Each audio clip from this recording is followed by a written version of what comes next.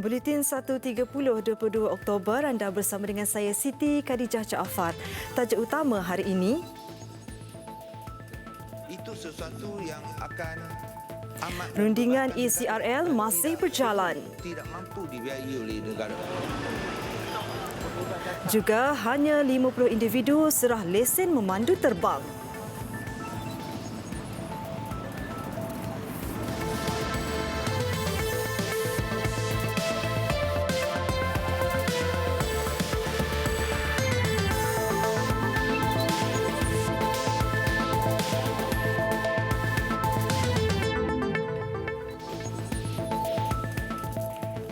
Assalamualaikum dan salam sejahtera. Mayat mangsa ke-8 kejadian tanah runtuh di Relau Pulau Pinang ditemui kira jam 12 tengah hari tadi. Mayat dijumpai di sektor 1 lokasi operasi mencari dan menyelamat SAR di tapak projek lebuhraya berkembar Bukit Kukus. Pengarah Jabatan Bomba dan Penyelamat Pulau Pinang, Saadun Mokhtar berkata, mangsa dipercayai pekerja Indonesia dikenali sebagai Subari. Penemuan itu menjadikan baki mangsa yang disenaraikan hilang adalah 2 orang pekerja Bangladesh. Sebelum itu, operasi SAR yang disambung jam 8 pagi tadi memberi tumpuan usaha mengalih 4 bongkah batu besar di sektor berkenaan. Kerja pengalihan batu itu dibuat selepas pihaknya mendapat nasihat daripada Jabatan Mineral dan Geosains JMG. Operasi dilakukan selepas pihak JMG selesai menjalankan pemeriksaan dan mendapati kawasan runtuhan adalah selamat. Pasukan SAR juga diletakkan dalam keadaan bersedia bagi melaksanakan pencarian di sektor 2 dan 3. Mereka sebelum ini turut mencari kontena ke-13 di sektor 2 yang dipercayai terbenam kira-kira 20 meter dalam runtuhan tanah. Selain 8 orang pekerja asing maut dan 4 lagi cedera dalam kejadian tanah runtuh pada Jumaat lalu.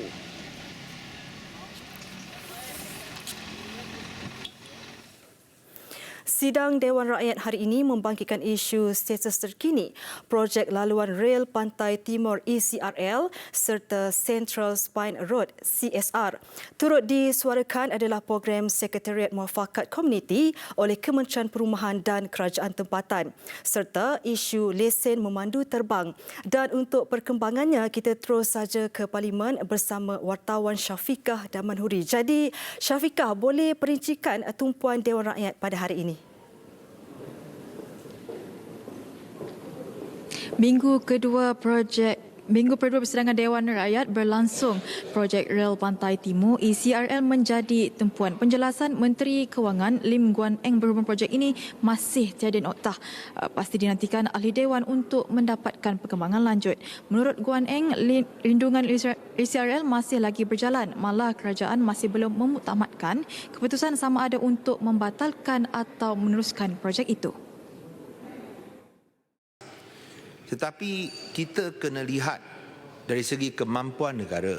Sekiranya kita terpaksa membelanjakan 81 bilion ringgit, tak ambil kira faedah yang perlu dibelanjakan untuk 20 tahun yang akan datang untuk pinjaman yang kita terpaksa ambil. Tambah lagi kos pengurusan 1 bilion ringgit setiap tahun, iaitu recurring loss dengan izin Tan Sri Speaker. Itu sesuatu yang akan amat membebankan negara dan tidak mampu dibiayai oleh negara. Beliau berkata demikian ketika menjawab soalan tambahan Ahli Parlimen Tanjung Karang Tan Sri Noh Omar yang ingin tahu mengenai keputusan kerajaan berkenaan projek ECRL ini. Menurut Guan Eng, kerajaan terpaksa menanggung kos pengurusan dengan kekangan kewangan akibat pelbagai skandal kerajaan terdahulu sehingga tidak mampu menampung perbelanjaan itu.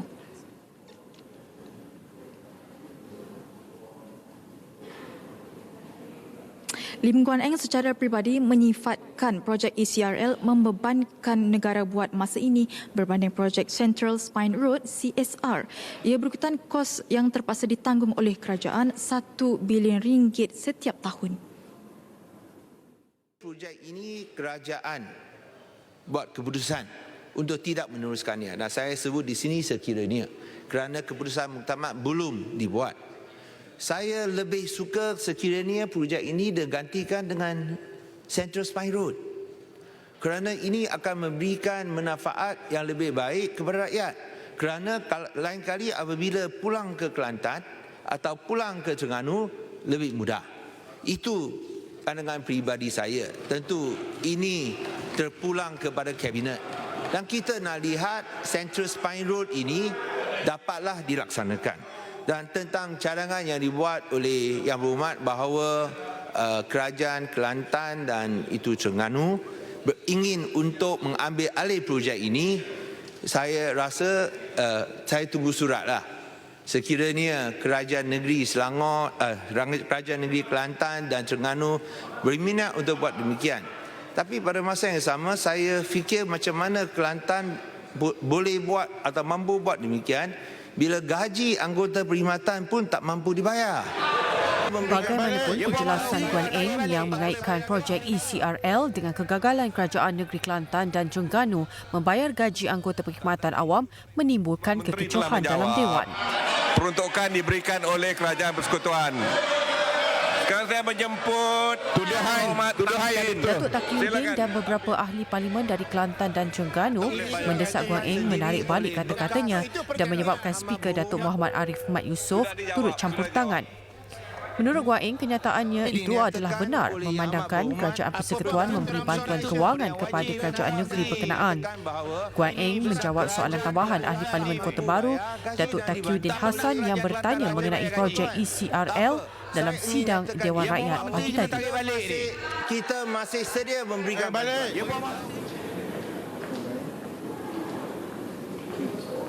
Kementerian Perumahan dan Kerajaan Tempatan KPKT kini dalam proses melatih pegawai dari pihak kementerian untuk ditugaskan dalam program Sekretariat Muafakat Komuniti. Pegawai berkenaan akan dilatih bagi mendayakan komuniti di Pangsapuri Kos Rendah dan Projek Perumahan Rakyat PPR. KPKT sekarang dalam proses untuk membentuk dan melatih pegawai-pegawai yang akan kita turunkan di kawasan-kawasan PPR ini untuk menjadi pegawai-pegawai Sekretariat Muafakat Komuniti yang mereka akan bantu untuk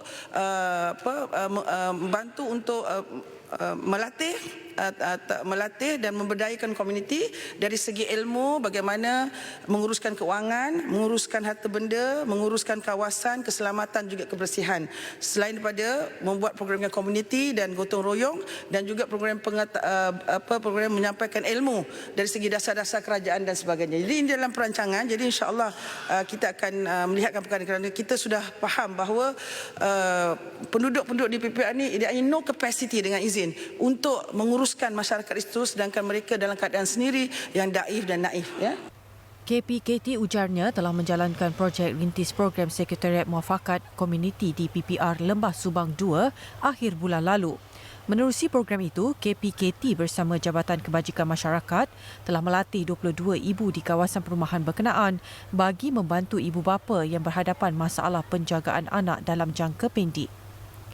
Pelaksanaan program Sekretariat Muafakat Komuniti ke seluruh PPR lain bakal dijalankan secara berperingkat.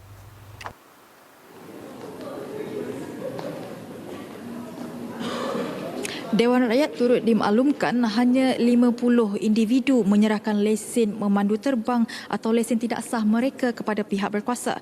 Kes berkenaan masih disiasat oleh pihak Suruhanjaya Pencegahan Rasuah Malaysia SPRM.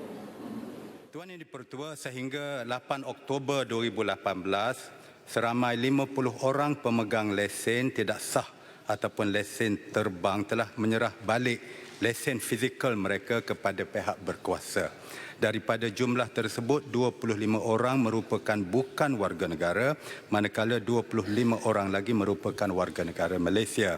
Seperti mana yang telah diumumkan oleh Kementerian Pengangkutan terdahulu, kes salah laku lesen terbang ini sedang disiasat oleh pihak Suruhanjaya Pencegahan Rasuah Malaysia SPRM dan beberapa penangkapan telah dibuat pada bulan yang lalu.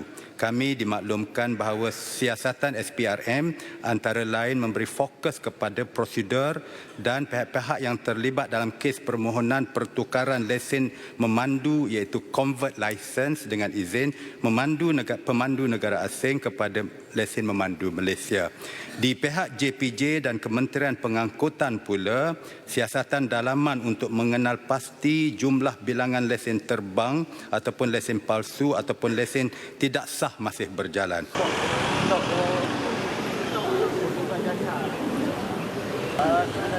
13 September lalu, Menteri Pengangkutan Anthony Loke memberi tempoh sebulan kepada kira-kira 14,000 orang disyaki pemegang lesen memandu terbang untuk menyerahkan kembali lesen terbabit kepada Jabatan Pengangkutan Jalan JPJ atau berdepan tindakan undang-undang.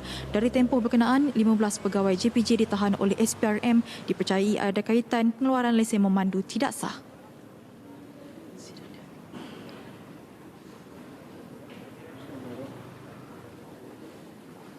Sidang Dewan Rakyat ditangguh seketika sebelum bersambung semula jam 2.30 petang nanti dengan membahaskan usul yang dibuat Perdana Menteri Tun Dr. Mahathir Mohamad mengenai kajian separuh penggal rancangan Malaysia ke-11. Katie?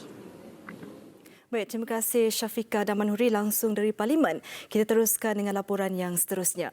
Tidak sempat merasai pulangan kegiatan perjudian, premis yang baru 4 hari dibuka di Taman Daya Gombak Selangor diserbu polis.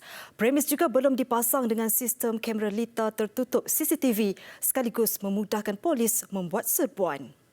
Serbuan dilakukan hasil maklumat awam kewujudan premis judi yang menyasarkan pekerja asing termasuk pekerja pasar dan binaan.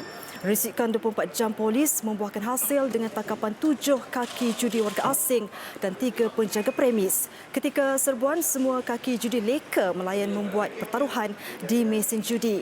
Ketua Polis Daerah Gombak Assistant Commissioner Samsul Ma'aruf yang menyertai serbuan itu berkata 10 mesin slot, 3 unit simulator dan sejumlah wang tunai dirampas. Jumlah keseluruhan dirampas mencecah nilai RM200,000. Hasil soal siasat, penjaga premis rakyat tempatan mendakwa digajikan RM1,800 sebulan dan menjaga premis dari jam 2 petang hingga 2 pagi. Semua mereka dibawa ke IPD Gombak untuk tindakan. Polis meminta orang ramai terus menyalurkan maklumat bagi membantu membantras kegiatan berkenaan. Bertemu kembali. Sultan Kedah, Sultan Salihuddin Ibni Almarhum Sultan Badlishah hari ini selamat ditabal sebagai Sultan Kedah ke-29 dalam satu istiadat pertabalan yang berlangsung di Balerung Seni Istana Anak Bukit di Alor Star. Sebaik selesai ditabalkan, Baginda Sultan kini bergelar Al-Aminul Karim Sultan Salihuddin Ibni Almarhum Sultan Badlishah. Istiadat pertabalan baginda itu juga berlangsung dalam suasana penuh tradisi dan adat resam Kesultanan Melayu Kedah selepas kali terakhir istiadat yang sama diadakan pada 1959 iaitu ketika almarhum Sultan Abdul Halim Muazzam Shah ditabalkan sebagai Sultan Kedah ke-28. Istiadat bermula dengan keberangkatan masuk Sultan Salihuddin dan Sultan Hamaliha ke Balairung Seri. Kemudiannya bacaan selawat dilafazkan sebaik baginda berdua berangkat masuk. Baginda berdua berangkat bersemayam di atas singgasana dengan pembawa-pembawa alat kebesaran diraja. Selesai pembacaan watikah, Datuk Paduka Ketua Istiadat menghadap baginda untuk mempersembahkan keris kerajaan dengan lafaz ampun tuanku, beribu-ribu ampun, sembah patik pohon diampun. Patik menyembahkan keris kerajaan sebagai lambang kebesaran kedaulatan dan kekuasaan ke bawah duli yang maha mulia tuanku. Nobat kemudiannya di Palu disusuli tembakan meriam 21 das dan payung istiadat dikembangkan dan setelah paluan nobat itu lagu Allah Selamat Sultan dimainkan. Pertabalan ini adalah istimewa kerana kali terakhir istiadat ini berlangsung adalah pada 59 tahun yang lalu ketika pertabalan almarhum Sultan Abdul Halim Muazzam Shah ketika itu. Sri Mahajalela menghadap dan mohon perkenan ke bawah duli Yang Maha Mulia Tuanku Sultan.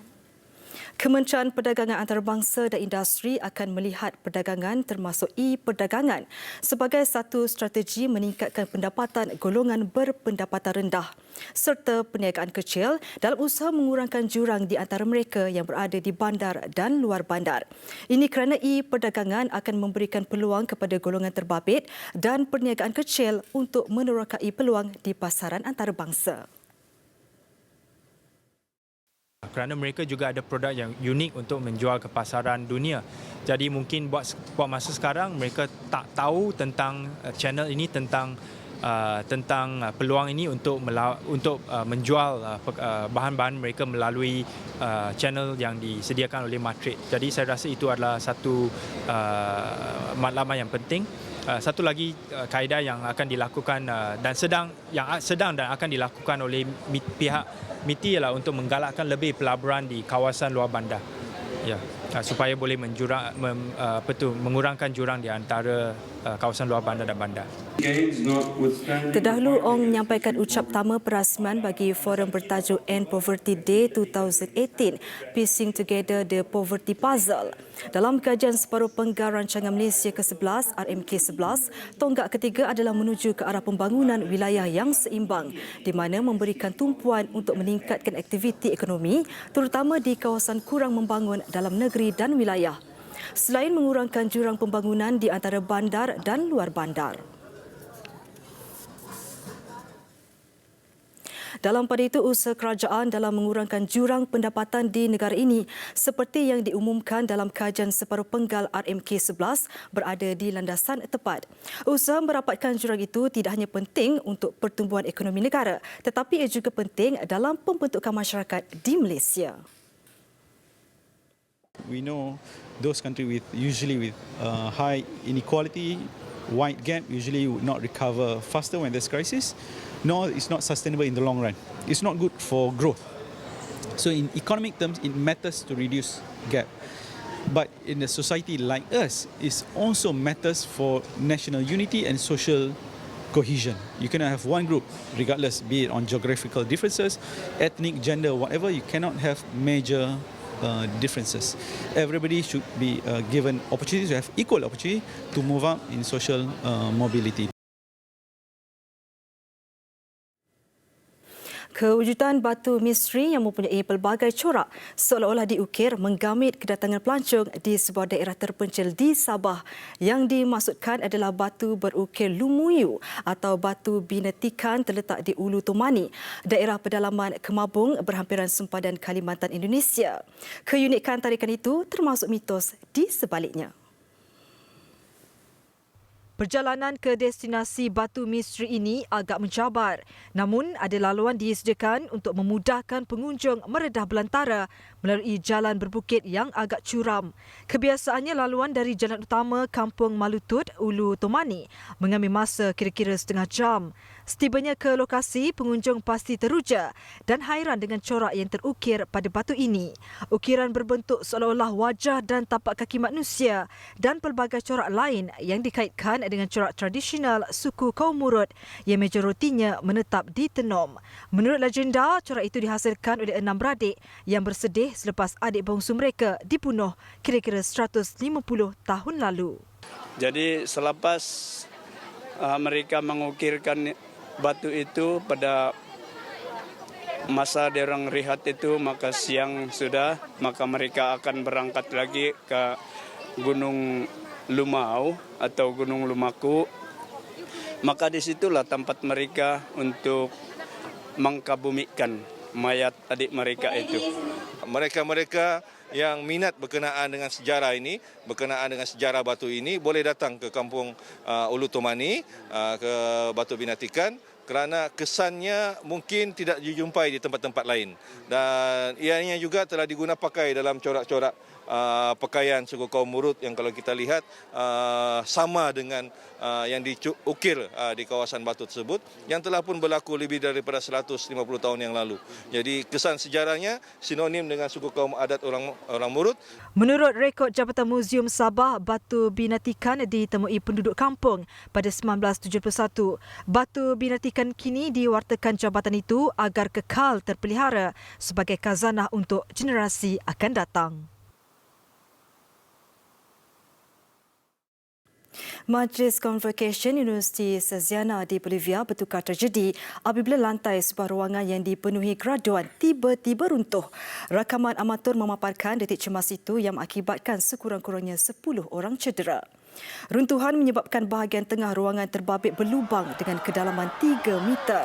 Mangsa yang terjatuh cuba ditarik keluar oleh mereka yang hadir dan dibawa ke hospital. Kira-kira 50 graduan menerima ijazah pada Majlis Convocation berkenaan. Jangan lupa subscribe YouTube Bulletin TV3 untuk lebih banyak lagi laporan berita. Mengakhiri Bulletin 1.30, saksikan hasil kreativiti artis dari Hungary yang terkenal dengan pelbagai masakan dari dapur kecilnya. Saya Siti Khadijah Jaafar, salam hormat dan Assalamualaikum.